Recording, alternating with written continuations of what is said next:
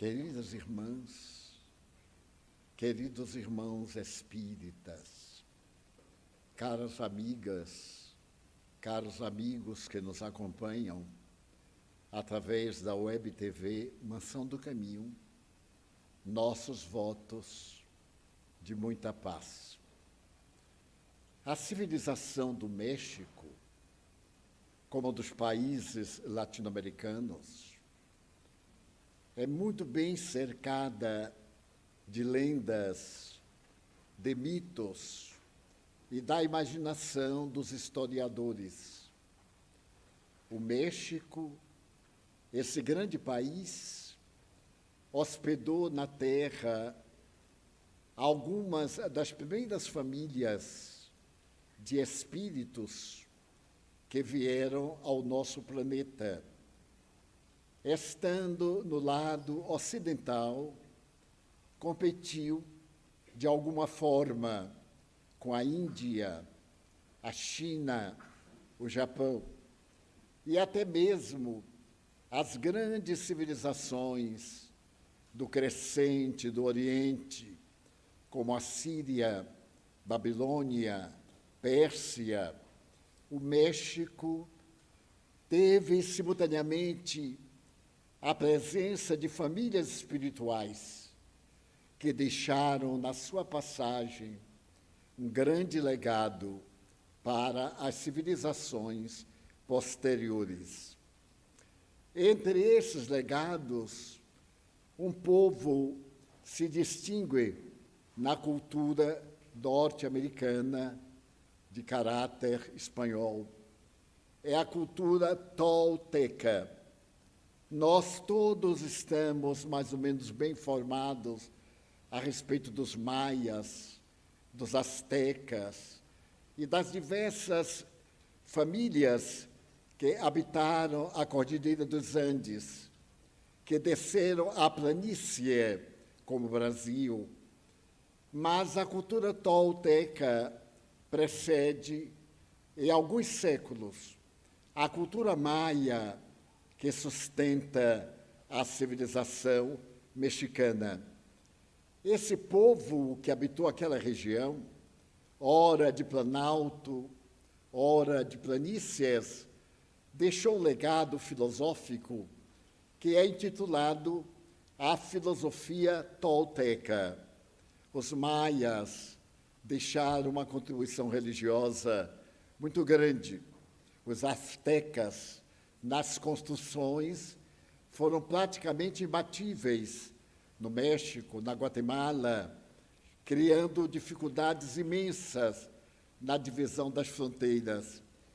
Eu hoje vou me referir um pouco à cultura tolteca, porque ela está muito bem representada desde o século passado por um dos personagens mais notáveis, o Dr. Miguel Ruiz. Ele é americano do norte, mexicano, México-americano. E o Dr. Ruiz pertence a essa civilização antiquíssima, que ainda mantém viva a árvore genealógica. Ele é um dos últimos membros conhecidos da família tolteca, que está renascendo das velhas e ocultas tradições. Ele escreveu vários livros, todos eles baseados em uma ética de comportamento. E essa ética de comportamento está basada na seguinte propositura: a vida tem um objetivo. Esse objetivo, para todos nós, é a felicidade. Identificar, porém, a felicidade é o grande desafio do nosso comportamento sociológico, porque cada criatura é um universo desconhecido do outro. Mas se por acaso, pensavam os toltecas, se realizar uma proposta filosófica com certas bases ético-morais, nós teremos uma família mais ou menos identificada, Aí nós vemos Zoroastro, Buda, Krishna, Lao Tse, Moisés, Jesus Cristo, Mohamed e tantos outros que periodicamente vieram à Terra para manter acesa a chama da imortalidade. Foi uma grande preocupação de todas as famílias espirituais que habitaram a Terra descobrir o destino da criatura humana. E, especialmente, qual o motivo, porque os seres animais, vegetais e humanos sofrem. Os vegetais sofrem na sua dimensão de sensibilidade. Os animais sofrem na dimensão da sensibilidade do instinto. E as criaturas humanas sofrem muito mais porque pensam.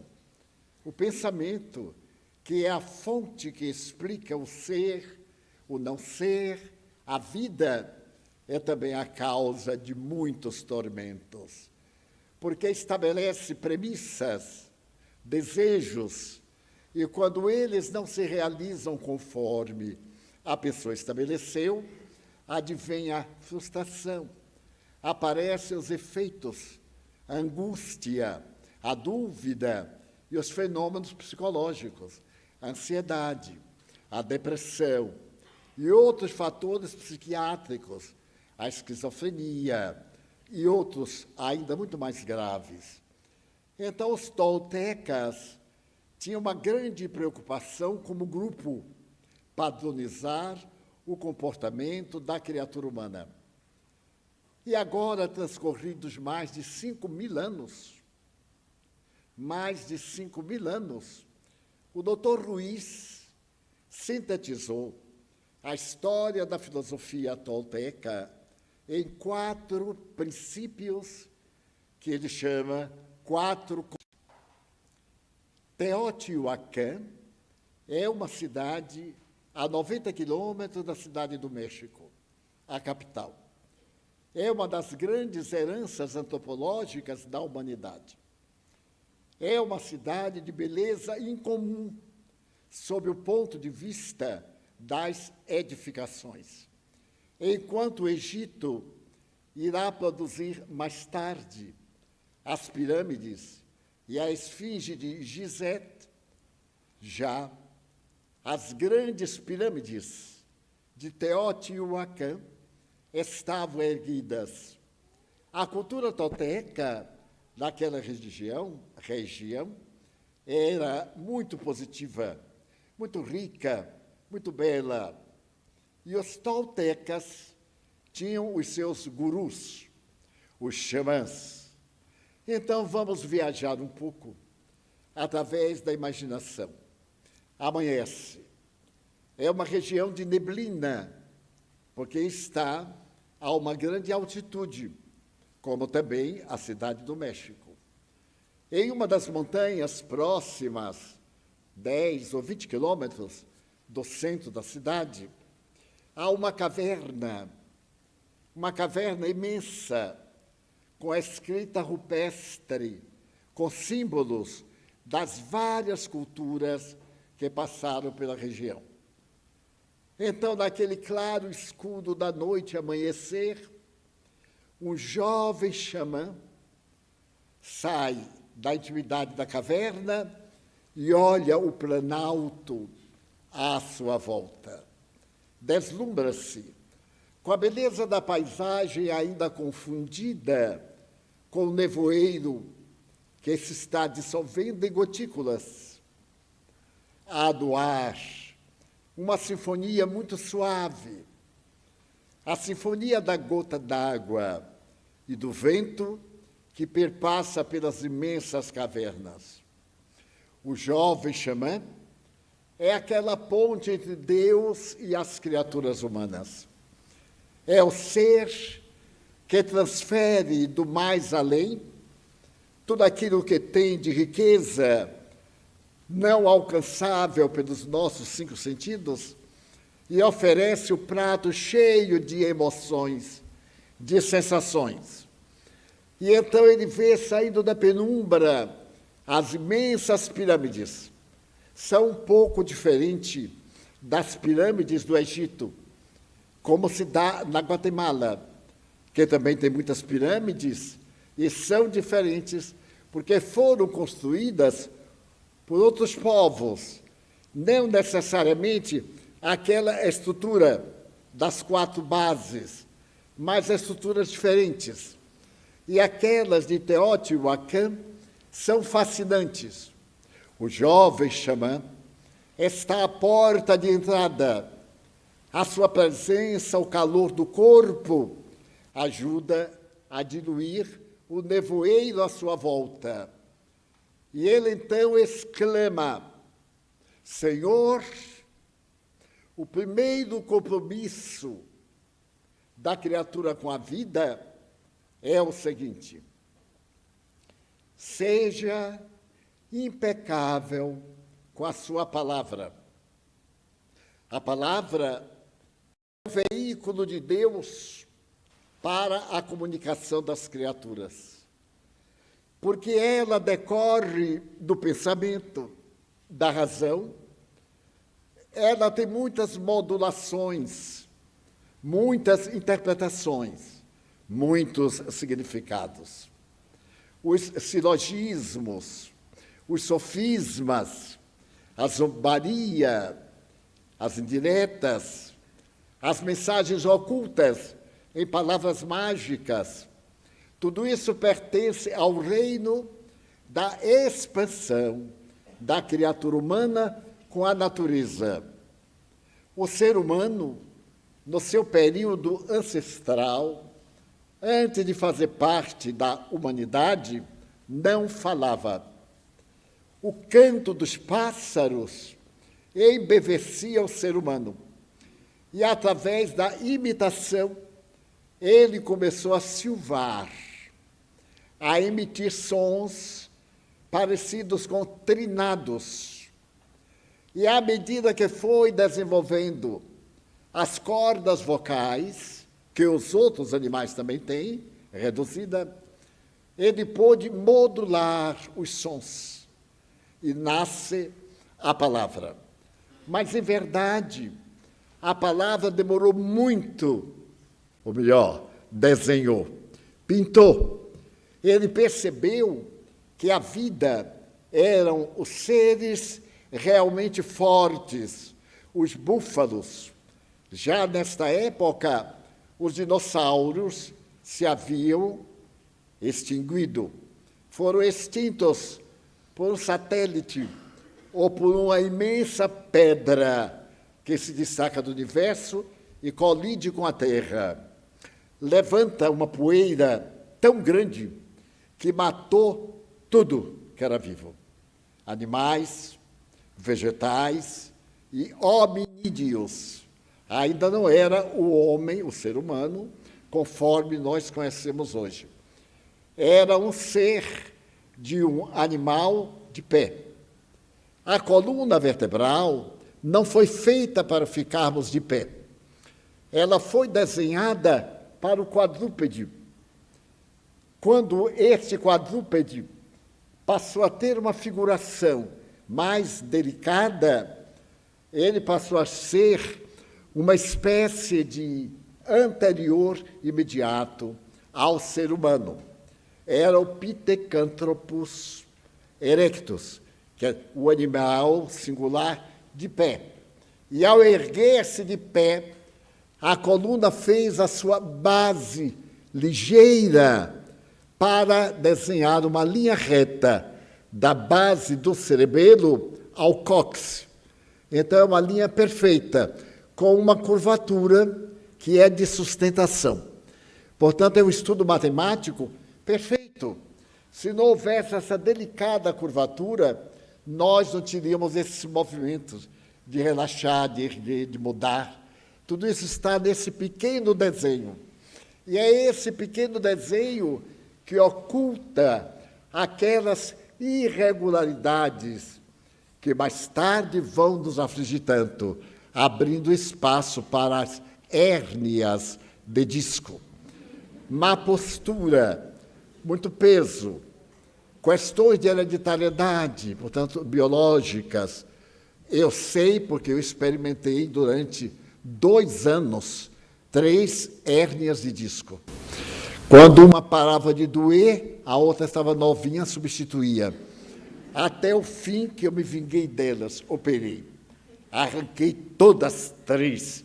E só não pude pisar, porque podia escorregar e cair, porque hérnia de disco é terrível. Mas então, o animal raramente tem nada na coluna, a não ser um fato esporádico, um acidente, uma agressão, qualquer coisa. Mas nós ainda temos mais o animal do que o espiritual. E é tão notável isso que Allan Kardec, na pergunta 752 do Livro dos Espíritos, indagou por que existe a guerra. E os Espíritos responderam: predominância da natureza animal sobre a natureza espiritual do ser e predomínio das paixões. Então, aí está, nós ainda somos muito verdes na evolução. Só há pouco tempo perdemos o apêndice, a cauda, e estamos perdendo vários órgãos que estão sendo substituídos pela natureza pelo desuso, até chegar o momento, muito em breve, quer dizer, alguns bilhões de anos, em que a fala será indispensável. Os estudiosos da antropologia confirmam que a palavra é criadora de muito problema, esclarece, mas pelos nossos sentimentos apaixonados, ela confunde. Para um grupo, nós damos uma resposta, e no grupo, cada qual entende não como foi dito, mas conforme a sua capacidade de discernimento. Nós vemos isso nas discussões, das brigas conjugais. Você me xingou. Não. Eu disse outra coisa, você que entendeu. E aí vai a coisa. Então, diz que, no fim, nós não vamos mais falar. É questão mental. Já estamos tentando, já estamos policiando a voz, harmonizando, não mais gritando como eu estou fazendo, mas uma voz melodiosa, romântica, baixinho. Então, aqueles que se acostumaram a falar no tempo que não tinha microfone, de educar a voz aos gritos, hoje tem dificuldade com esses demônios muito sensíveis. E então é necessário policiar. Mas será um período maravilhoso, quando nós não mais falaremos. Mas já hoje eu vejo muito isso. Nós olhamos um para o outro, principalmente quando nos estimamos, olhamos e damos um tipo de riso e o outro sabe o que é. Então, vamos dizer, talvez alguém diga assim, olhe para o seu namorado, seu marido, ou um amigo, e está perguntando, o que Divaldo está querendo, meu Deus? Está tão confuso. Pois é a palavra. Mas bem, então a palavra trouxe-nos a grande sabedoria de darmos conhecimento das coisas. E essa palavra muitas vezes perturba. Tenha cuidado com a sua palavra. Ela é impecável. O que você disser é a representação do seu mundo interior. Vamos usar a linguagem psicológica de Jung. É o seu self. É o seu ser eterno. As pessoas silenciosas são muito difíceis de ser compreendidas, porque elas têm dificuldade de expandir o que pensam. E são incompreendidas, guardam muitas mágoas, porque a mágoa é fácil da pessoa pensar, mas não pensa que não falou o esclarecimento, o que deu razão e lugar à mágoa. Então, o primeiro compromisso do tolteca, faz de contas que nós somos toltecas, é seja ideal com a sua palavra. Ela deve ser uma diretriz de segurança da sua vida. Mais tarde, Jesus Cristo, o homem por excelência, veio e disse numa síntese, seja o vosso falar sim, sim, não, não. Os políticos deviam passar muito mal com Jesus, porque nesse período o lugar ideal é ficar em cima do muro, nem sim nem não. é o mais ou menos. Mas o apóstolo Paulo, acompanhando Jesus, também dizia o frio ou ardente, nada de morno. Não pode haver nada pior do que o hipócrita. Ele é morno. Para onde tanger, ele passa. Então ele se deita num partido político e acorda no outro. E faz-se tão dialogador que todo mundo acha que ele fez muito bem. Mas ele esqueceu, nos tempos de hoje, que ele gravou falando horrores daquele partido. E agora defendia o partido e há ainda os idiotas que vão votar nele. É uma coisa impressionante a palavra. A pessoa é idiota porque é só ler o antes e ler o depois. Ele não tem palavra. Que é o organismo primeiro. Seja a vossa palavra impecável. A segunda, o segundo compromisso que nós temos com a vida é também muito interessante. Não tome nada para o seu lado. Seja uma pessoa tranquila. Se alguém vier e nos dar uma indireta, há pessoas que adoram indiretas, né? A gente continua rindo, porque ele deve ser maluco, não pode ser para nós. E se ele verbalizar diretamente, a gente ri ainda mais, porque ele é maluco. Está dizendo uma bobagem. Então, não leve nada para o seu lado. Porque se você for atender a paixão de cada um, fica atormentado. Uns lhe acharão belo, outros acharão exóticos, outros acharão que você está paramentado, e etc.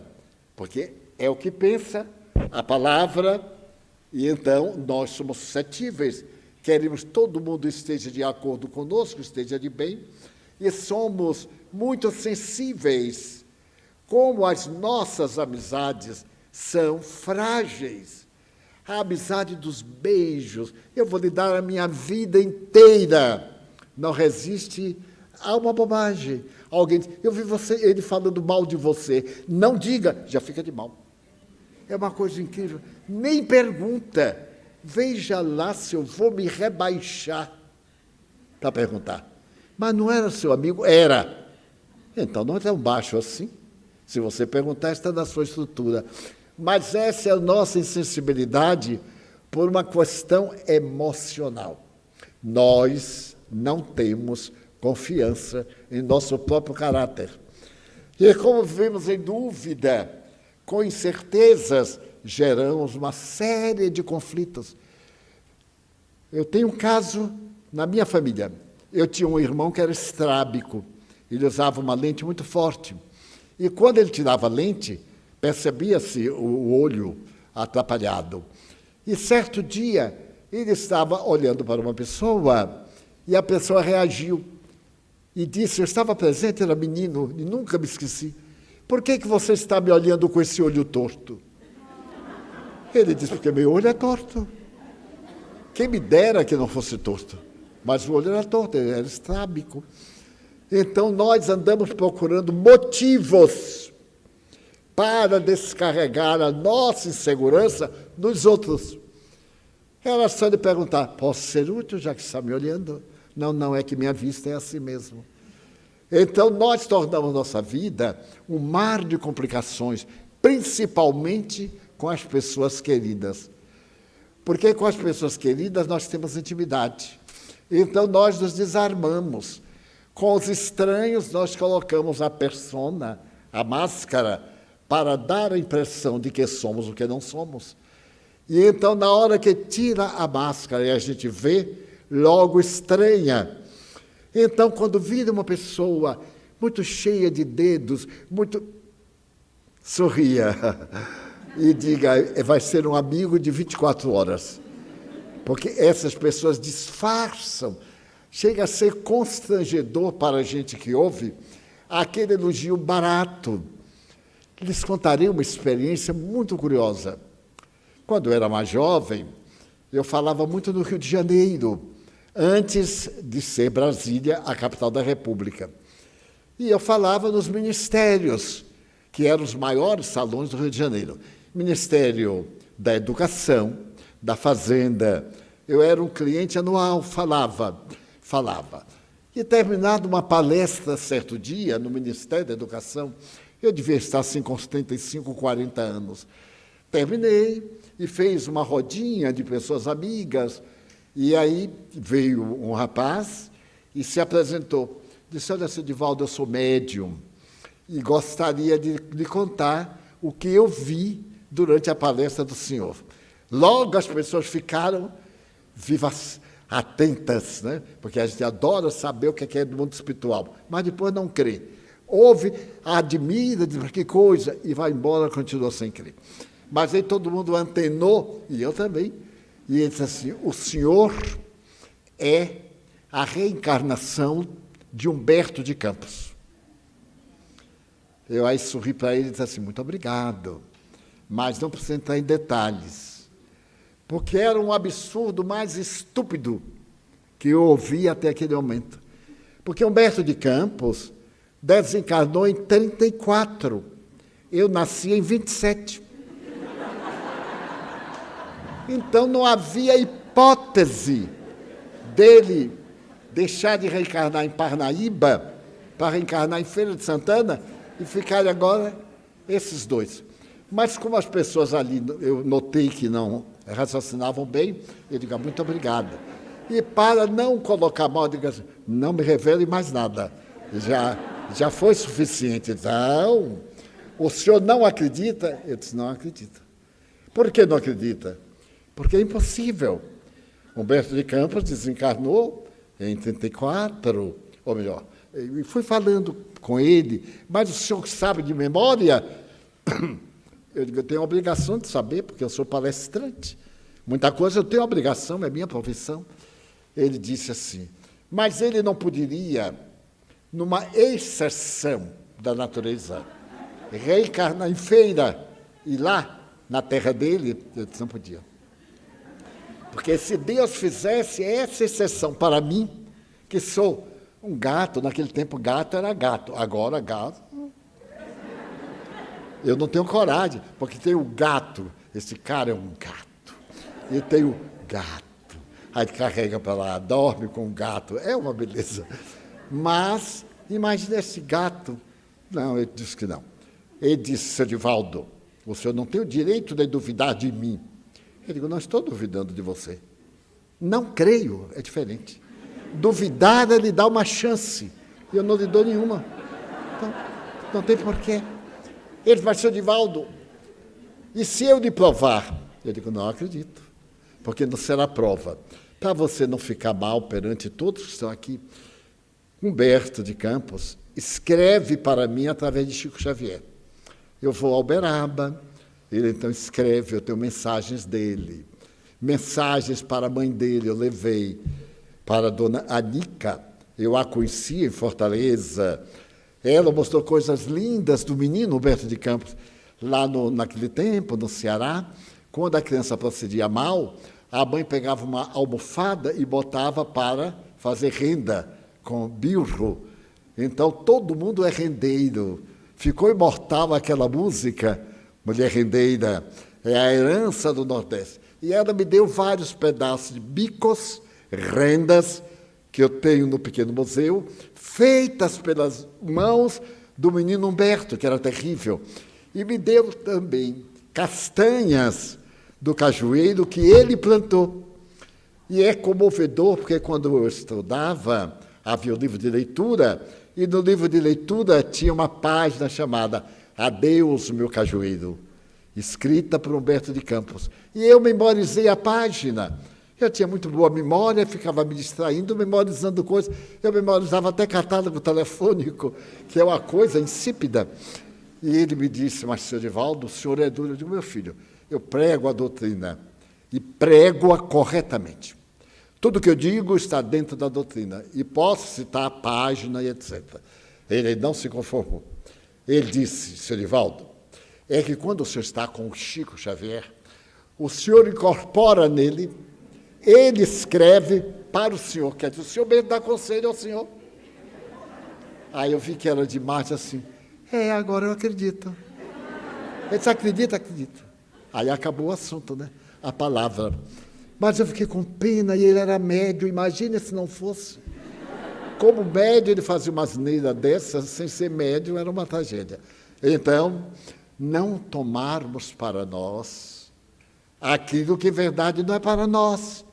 Quantas vezes eu faço uma palestra aqui, e por isso eu resolvi atender antes, porque muita gente me dizia, eu contei para o senhor o meu problema e o senhor deu uma indireta na palestra. Veja que coisa, eu falei algo que a pessoa precisava de ouvir e achou que era indireta. Se eu soubesse, eu dava direta. Na hora, porque a pessoa vem me pedir um conselho. E eu digo, vou dar o conselho. Você pediu. Mas eu digo, então eu não dou. Ou ele diz o que eu penso, ou sorrio e não digo nada. Não pode dizer o que pensa, então segure o pé. Por exemplo, a pessoa vem com problema de natureza de afetividade, de corrupção moral. Pediu um conselho. Qual é o conselho que vamos dar? Dignidade moral. Mas eu nunca uso como eu digo, o Evangelho diz, Jesus disse, Allan Kardec escreveu, porque foram eles, não fui eu. Eles me educaram. Então, segundo compromisso, vou repetir para memorizar os 4. O segundo compromisso é não tome a coisa para o seu lado. Terceiro compromisso, não faça conclusões. Tenha paciência, aprenda a ouvir. É uma coisa muito difícil.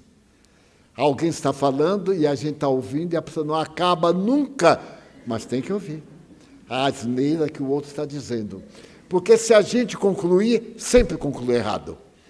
Nas brigas conjugais, a mulher que fala menos, é claro, ela começa. Aí o marido diz, já sei o que você vai dizer. Não sabe nada, nem a mulher sabe o que vai dizer. Ela vai dizendo de acordo com o que chega. Vai chegando na cabeça, ela vai dizendo. Depois, você foi que entendeu, eu não falei isso absolutamente. Então, não conclua. Espere a pessoa dizer até o fim. Uma senhora chegou para mim e disse assim, Divaldo, eu adoro o espiritismo. Eu fiquei contente, né? Eu digo, eu também. E também adoro o catolicismo. Eu também respeito muito. Seu Divaldo, eu posso proclamar que eu sou uma espiritóloga? Eu disse, o que é espiritóloga? Uma espírita católica? Para quem não sabe, esse é o nome, espiritólica. Então, posso? Eu digo, não, minha irmã, porque você veja, o catolicismo prega isto. Nós não acreditamos. Nós pregamos a reencarnação. O catolicismo não acredita. Pregamos a comunicação dos espíritos. O catolicismo não aceita. E aí, citando os dogmas, o dogma do batismo, o dogma do casamento. Imagine levar até a morte o casamento. Deus nos avisa. A divindade criou o divórcio, é lindo. E agora, moderno, a técnica do casamento, isso é evolução. Os jovens examinam se puderam ter uma parceria e se unem por uma temporada, para ver se dá certo.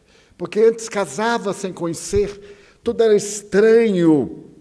Passado uma semana, 2 semanas passadas, entravam na área dos atritos, porque cada qual se revelava. Curiosamente, um sociólogo me disse uma vez, Divaldo, o casamento é uma coisa muito curiosa. E sempre é a mulher, depois do casamento, que começa a brigar. Primeiro, porque o homem vai recalcando. O homem era solteiro, tinha um guarda-roupa todo para ele. Ela tinha seu armário, casa. O armário agora é para 2. O roupeiro é para 2. E como a mulher tem pouca coisa, chega um momento em que a parte do homem é aquela fininha, ali no fim. Mas tem uma salvação. No quarto e no banheiro tem sempre uma coisa onde o homem vai botando o que pode, até o prego cair, porque lá dentro não tem mais espaço. Então, aprender a dividir o espaço. Porque imagine, ela faz um penteado, aí tem que comprar um sapato novo para acompanhar o penteado. Tem que comprar uma argola, uma volta, uma pulseira, um vestido, uma roupa interna que já não usa mais, mas aí arranja outra, externa.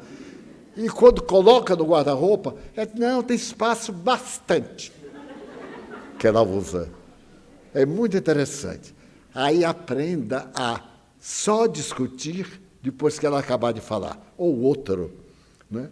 A pessoa chega, fala, descarreguei. Agora, ouça a minha resposta. Não, vai ouvir. Eu vi sem intrometer. E não tenho direito de dizer nada, porque a gente está vomitando, imagina. Tem que aguentar aquilo tudo para um dia que for brigar. Briga logo agora. Aproveita e descarrega, porque quando fizer as pazes, já não tem o que rebrigar, porque normalmente nas pazes, rebriga. Diz assim, mas meu bem, eu não quis dizer isto, mas disse. Mas não era o que você entendeu, mas foi o que você disse. Então, não conclua. Leia até o fim. Querem ver como é difícil? Eu vou dizer uma frase e vocês vão colocar uma vírgula. Só uma vírgula.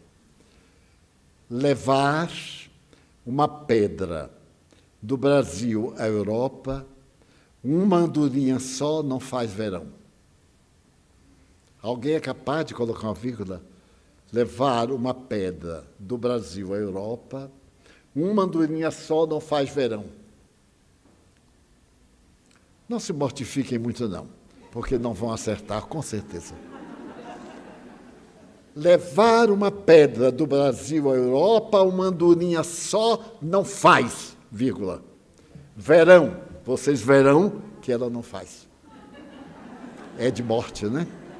Que idioma este nosso. E isso eu estou me vingando, porque quando eu fiz a prova para a repartição, essa era uma perguntinha leve. E, claro, eu errei, porque aquela coisa não faz verão, eu situei no verão a estação. Era verbo ver. Levar uma pedra do Brasil à Europa, uma andorinha só não faz. Verão. É porque disseste, verão, que uma andorinha só, etc. Então, procurem não correr, não tomar a palavra e concluir. Quarto compromisso. Este é muito belo. Quando você se der, se dê integralmente. Já notaram que há pessoas que nunca se dão? Elas ficam naquela água morna. A gente tem hora que acha que quer bem. Daí a pouco dá uma estupidez, diz, não quer. E aí faz uma coisa boa, não quer. Então, quando você se der, se dê totalmente. Joana de Ângeles me diz sempre, nunca deixe ninguém sair da tua presença sem levar um pouco de alegria. Nunca deixes ninguém sair do teu lado sem levar uma palavra boa. Nunca deixe ninguém sair levando o pior que você tem. Por que a gente vai deixar que o outro saia com a má impressão? Às vezes, eu me dou conta de que eu não fui muito feliz na expressão. A pessoa vai sair e digo, vem cá, vamos repetir tudo. E eu digo, o que eu quis dizer foi exatamente isso, aquilo. E há pessoas que ainda me dizem, não, Divaldo, certa feita você foi rude comigo. Rude eu sei que não fui, porque não é do meu temperamento. Mas como a pessoa é sensível, qualquer coisa já acha que foi uma rudeza, foi uma desatenção. Então, os toltecas, com 4 frases, nos davam a orientação para a nossa vida cotidiana, na busca, através do seu médium, através daquele jovem que contemplava a natureza, dizendo que a vida tem várias nuances, ascende e para. Nós adquirimos o conhecimento e temos que exercer. Durante um largo período, esse conhecimento predomina e faz uma curvatura para baixo. Então, agora nós pegamos outro conhecimento e subimos além daquele que ficou no patamar inferior. Outra curvatura, outra ascensão. Esse é o sentido da vida. E o xamã dizia, porque quando a morte vier, leva o ser que fomos para trazê-lo como somos na outra reencarnação. Os toltecas eram reencarnacionistas. E eles admitiam que a infelicidade, que o sofrimento decorrem desses atos de outra existência da qual nós malogramos. Eu reservei o mês de maio para ler os romances de Chico Xavier, os clássicos da literatura espírita. Há 2000 anos, 50 anos depois, Ave Cristo, Renúncia, Paulo e Estevão são o máximo da literatura mediúnica, não só de Chico Xavier, mas do Espiritismo. Invariavelmente ocorridos todos eles quase em Roma e no período dos imperadores, exceção feita ao número 3, quando vem Renúncia, que ele tem um grande papel em Roma, depois na Espanha, depois na América Latina. As obras narram as experiências vivas e fazem um grande bem. Como é que o cristão se deve comportar diante de uma injustiça? Como me devo conduzir diante do meu empenho da palavra, da minha dedicação? E o outro chega traiçoeiro e cria um grave problema. Esses livros, ao narrar histórias reais, dão-nos um suporte de coragem, de cristianidade, porque aqueles cristãos eram realmente cristãos. Eles sabiam que iam morrer, mas sabiam que a morte era apenas um episódio da vida. A morte ia dar ensejo à vida. E desde quando eu tive uma parada cardíaca, eu, além de acreditar nisto, passou a ser parte da minha vida, porque eu havia terminado uma reunião lá na Cidade Baixa, no nosso centro, e vim andando para a sala com alguns amigos. Ao entrar na sala, eu tive um vaga de uma síncope, perdi os sentidos, mas felizmente havia um divã próximo e eu ainda caí em cima do divã, porque a parte era cimentada e uma boa queda ali matava qualquer um. Mas, bem, nesse período, eu vi-me fora do corpo. Eu caído, Nilson e os amigos, um médico e outro amigo que estavam lá, apressados, eu fiquei muito pálido, é evidente, e então tomaram o pulso, e aí eu vi nitidamente alguém dizer, ele morreu. Auscultaram todas essas providências de imediato. Ele morreu. Mas eu digo assim, nossa, então se morrer assim é ótimo. Então eu estou morto.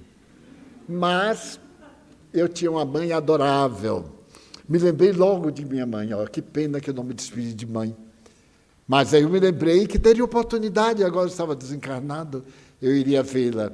Fiquei naquilo quando minha mãe aparece. Ela aparece, e eu digo, ai, mas ela já morreu antes de mim. Ela apareceu sorrindo e me disse, meu filho. Eu disse, mãe. Ela me abraçou e disse, seja bem-vindo. Eu disse, é definitivo? Ele disse, ainda não. Os espíritos guias estão treinando se você vem agora ou se fica. Eu disse, mãe, vá lá correndo dizer que eu quero ficar. Imagina, que mãe é esta? Ela então foi, desapareceu, e eu fiquei testando. Eu cheguei para Nilson, que estava chorando, toquei no ombro e disse assim, Nilson! E o pobre não notou nada. E algumas pessoas choravam. Eu não sei se eram de alegria, porque assim, a gente chora de alegria, graças a Deus, eu me vi livre. Aí é uma beleza. Principalmente viúvos e viúvas, e a gente olha para aquele maridinho morto, que beleza. E assim por diante, né? Pois bem, não me deram importância. Nisso minha mãe voltou e disse, eles disseram que estão testando. você vai ficar mais algum tempo na terra. Eu perguntei, quanto tempo? Eles não disseram. Eu disse, ô mãe, eu peço a Deus, olha que ingênuo, 10 anos de vida, só 10 anos, já se passaram 50.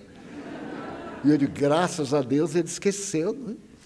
Aí minha mãe olhou e disse assim, não se perde o tempo, meu filho, vamos ver como é que você vai trabalhar nesse tempo que você ganhou. Mas, muito bem, o certo é que eu sobrevivi. Mas o que aconteceu? Eu fui ao médico, Edilton, meu filho, me levou um cardiologista, muito bom, fizemos os exames, etc.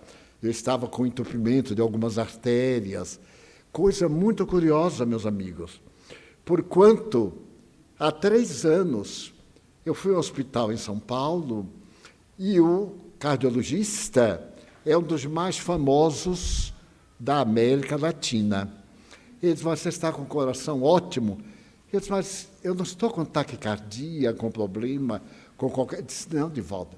Agora, é muito interessante que uma das artérias que supre o coração está entupida. E uma veia foi dada uma volta e ela está substituindo a artéria, por isso que você está vivo. Eu digo, nossa, que coisa! E contei a ele. Ele é um grande cientista. Isso é uma anomalia. Eu não tinha nenhuma anomalia na infância, na adolescência. Portanto, os espíritos trabalharam lá e deram um jeito. Eu fiquei por mais de 1 ano com a dor cardíaca.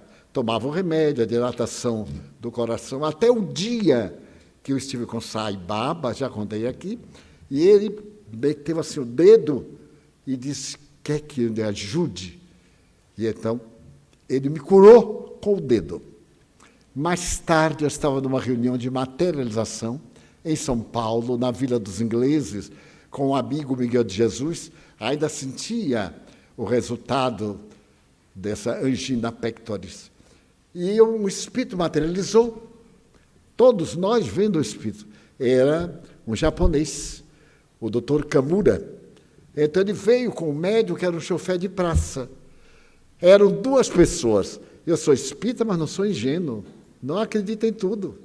Fiscaliza até a hora da morte.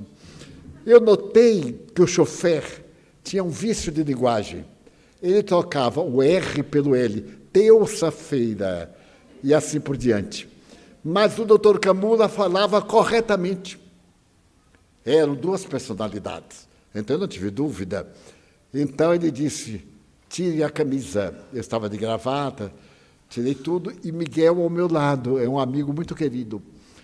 Então, quando eu estava sem a camisa, ele chegou na área cardíaca, entre a 3ª e a 4ª vértebra, com o dedo, ele fez isso e abriu. Abriu, eu olhando. Miguel desmaiou, foi uma trabalheira, né? Porque eu disse, deixa lá que ele levanta já. E então, ele fez um trabalho e prendeu com 3 grampos, que Nilson tirou aqui em Salvador, 8 dias depois. Então, o coração foi robustecido para aguentar uma vida longa. Graças a este fenômeno da morte, foi uma maravilha. Eu já tinha certeza, mas eu estive lá, mais de uma vez. Mas eu gostaria de contar uma anedota de espírito. Quando eu melhorei, um espírito muito amigo meu, Walter, disse, olha, Divaldo, quando você estava mal, eu estive muito mal, realmente. Eu estava num grupo de espíritos e Humberto de Campos contou uma anedota muito boa, que uma alma chegou a Deus e disse, Senhor, eu não entendo a eternidade. Por exemplo, o que é para o Senhor, ou o que são, 1 milhão de anos? Deus disse 1 milhão de anos, 1 segundo. Ele disse, e 1 milhão de dólares? O que são para o Senhor? 1 centavo. Senhor, dá-me 1 centavo. Aí Deus respondeu, espera 1 segundo. Porque os espíritos não são essas almas de cemitério que estão rangendo coisas. São as almas daqueles que viram na Terra. Somos nós, sem a roupa. Então, nós vamos viver dando o melhor de nós. Se nós amarmos, não tenhamos vergonha. A pessoa me diz, eu estava com vergonha de falar. Eu digo, olha, eu sou feio, mas não mordo. Pode ficar... por que essa vergonha? Pode vir falar o que quiser. Eu sou um túmulo aberto. Então, é a arte de conviver bem. É a arte tolteca de nos amarmos. Se a gente ama alguém, diga, eu amo, se for verdade. Se não for verdade, eu já gosto bastante de você.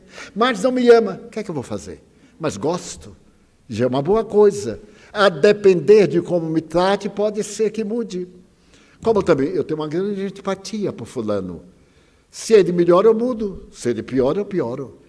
Então é tornar a nossa vida dignamente de ser vivida. Os pais, que não têm hoje mais tempo para nada, coitados, mas de vez em quando digam aos filhos quanto amam. A cultura americana do norte é muito curiosa, até me parece um pouco vazia. Qualquer coisa, a mãe diz, eu te amo, vai, logo eu te amo, e não ama nada, porque vai fazer a coisa e deixa o filho para lá. Dizer ao filho, eu estou proibindo porque eu te amo. Mas a mãe do outro não dá, porque não ama. Ela está louca para se ver da filha, ver a filha perdida, grávida, mas eu amo você, não vou deixar. Então nós vamos brigar. Vamos, mas eu não deixo. Sou sua mãe, não sou sua empregada. Você nasceu nos meus braços, das minhas entranhas. Você não pode ter essa atitude comigo só porque sua amiga tem uma mãe negligente. Ao invés de educar, está procurando namorar. Tem cabimento a mulher casada, mãe, namorando com o namorado da filha? Onde é que nós estamos? Nem precisa apelar para a ética. É o mínimo do respeito da mãe pela filha. Ou a filha tomar o marido da mãe, como é muito comum. Nas novelas isso é chá de alumã, que é amargo. Então, a proposta espírita, buscai a verdade. Conhecereis a verdade e a verdade vos libertará. Então, quando nós sabemos da continuidade da vida, dessa certeza, nós nos preparamos para enfrentar, depois da nossa desencarnação, essa realidade que nos esperam. Aqueles que nos anteciparam, que estão aguardando por nós e nesse ínterim nos ajudam. Quantas vezes eu estou atendendo uma pessoa e seu pai, sua mãe, o filho desencarnado estão ali presentes. Às vezes a pessoa me omite uma coisa, mas eles dizem, não falou tudo, Divaldo, falta tal coisa, para poder me ajudar na resposta, para eles mesmos darem a resposta que eu assinam como se fosse minha. Não vou dizer, seu pai está dizendo isso, que é muita agressão. Os espíritos dizem, dá uma generalidade. Então, primeiro de tudo, a palavra impecável. Depois, não leve nada para você, para o seu lado. Terceiro, não faça conclusões. Quarto, desce. Eu tive uma experiência, para terminar, fascinante. Não há muito. Uma pessoa estava com problema econômico e me chegou ao conhecimento. Eu me lembrei de Allan Kardec, que foi visitar a cidade de Lyon e foi hóspede de uma família muito rica. Mas, com a sua sensibilidade, ele percebeu que o chefe de família estava atravessando um momento financeiro dificílimo e estava às portas da falência. Ele voltou a Paris, pegou algumas moedas de ouro, que existiam francos de ouro, preparou uma encomenda, chamou um amigo e mandou a Lyon levar aquelas moedas com uma carta. Ele usava muito um papel cor-de-rosa. Disse assim, receba. é um presente dos bons espíritos.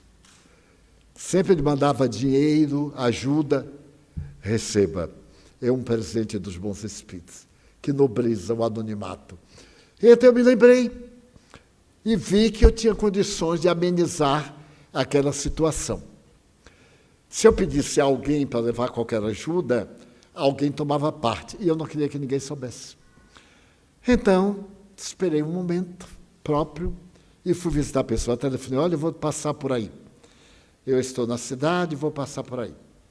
E então peguei um carro e fui. Não fui com meu filho, que sempre me leva. Entrei, conversei, abordamos a questão e eu disse para ele, eu gostaria de solucionar, mas não tenho os recursos necessários. Mas, pelo menos, eu falei, um amigo, e um amigo me ofereceu parte dos recursos para aliviar o seu problema. Ele, então, chorou discretamente. Eu entreguei o envelope e, quando foi na saída, ele disse, nem posso agradecer. Eu digo, deixa esse negócio de agradecer. Agradecer o quê? Saia do problema. E dei um abraço espontâneo. E aí chorou convulsivamente. Me levou até a porta e eu disse, promete não chorar mais? Você é um homem de valor, sua família, a dificuldade todos nós temos. É um teste. Então, levante. Ele, então, melhorou a aparência. Daí a pouco, eu cheguei em casa e ele me telefonou. Olha, Edivaldo, eu quero agradecer. Mas eu quero realmente agradecer o abraço que você me deu. Se não me tivesse levado nada, nem me passaria pela mente. Porque eu sei que você é uma pessoa modesta. É um funcionário aposentado, funcionário do governo. Basta ser do governo para ser um desgoverno. Então, eu não esperava e não desejava. Eu sei quanto custa economizar nos tempos de hoje, mas o abraço que você me deu, eu senti que você estava sofrendo o meu problema. E quando eu estiver melhor, eu vou retribuir. Eu digo, não faça isto. Se você fizer isso, eu vou ficar muito magoado. Porque é uma falta de respeito para mim. E aí eu disse para ele a frase que eu sempre repito. Aristóteles, o filósofo, discípulo de Platão, que era discípulo de Sócrates, quando duas pessoas se amam, é uma alma em dois corpos. Uma alma em dois corpos. Então, quando se der, desse. Diga a seu filho que ama, está negando porque ama. Diga ao marido também. Quando vier uma fofoca, olha, meu bem, me contaram hoje tal coisa. Se ele for homem, com H maiúsculo, ele então dirá, realmente, eu não tenho sido muito fiel. Ajude-me. Quantos homens me têm dito, olha, Edivaldo, eu estou num momento de perigo. Você é capaz de me ajudar? Eu digo, sou. Vamos conversar. Porque a conversa, a palavra é edificante. A palavra de Jesus. Então eu espero que ao terminar este conceito dos toltecas, muitos ou alguns, ou pelo menos um, saia daqui melhor do que quando entrou. Se veio com problema, deixe o problema aqui nas cadeiras, para que os guias espirituais possam diluí-lo. Se veio com alguma enfermidade, não são doentes, estão doentes. Estar é transitório, ser é permanente. Amanhã estará bem. Se ele ainda sofre da pandemia, a sequela, a ansiedade, o medo, a incerteza, digam, oh, o Senhor da vida é que rege a orquestra universal. Não é necessário a pandemia para a gente morrer. Está aí uma gripe, uma indisposição qualquer, uma paradinha cardíaca. Eu estou nas mãos do Senhor e Ele vai cuidar de mim.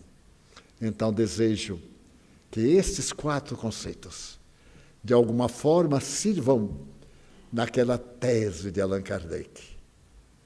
A caridade. Fora da caridade não há salvação.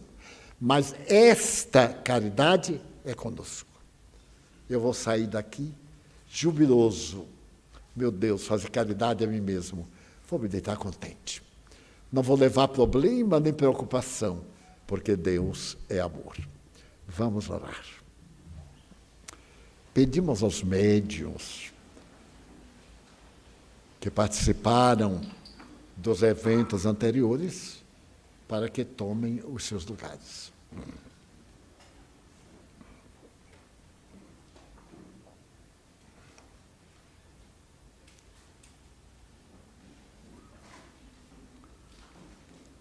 Tu nos ensinaste, Jesus, pedi e dar-se-vos-á. Estamos rendendo graças por tudo o que temos até este momento, pelos males que nos poderiam ter alcançado e não conseguiram. Então nós te pedimos que permaneças conosco, que nos abençoes, que nos ajudes na contagem do bem. Tem piedade dos suicidas que não tiveram oportunidade de refigurar as suas vidas. Ó Senhor, nós te suplicamos por aqueles que nos dão seus nomes para as orações, pelos nossos enfermos, nossos familiares e amigos, mas também pelos que nos detestam, que nos fazem mal. Ajuda-nos, amigo incomparável, a edificar o bem dentro de nós e seguirmos a tua trilha com alegria e elevação. Permite que os anjos benfeitores nos revigorizem com os passes, nos ajudem.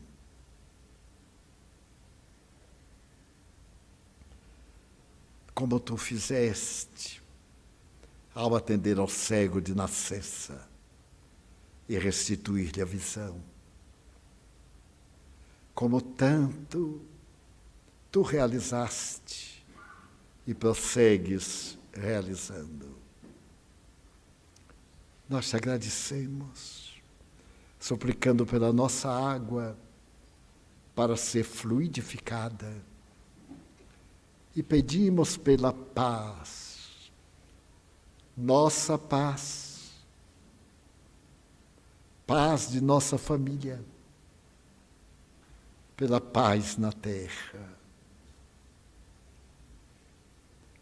Em teu nome, em nome de Deus, da Mãe Santíssima e dos Espíritos bons, encerramos a nossa reunião, formulando votos de muita paz. Está encerrada a nossa reunião.